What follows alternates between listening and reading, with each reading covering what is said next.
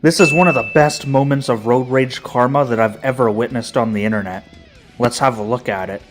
This guy was driving in Los Angeles when he encountered this group of road raging idiots. Look at this guy here struggling to keep his pants up. How tough can you be when you have to hold your pants up? What an absolute loser. He screams at the dashcam driver and makes a huge scene. Not just him, but all the other people in the pickup truck are road raging too.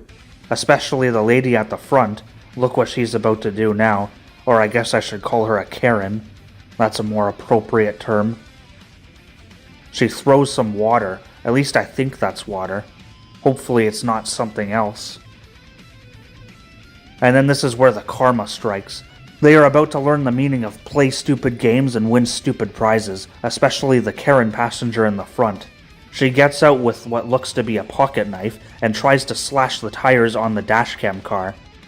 That's when she gets a face full of pepper spray. Right in the eyes.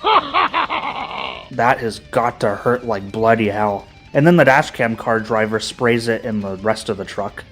So hopefully they all got a little bit of it. Instant karma at its best.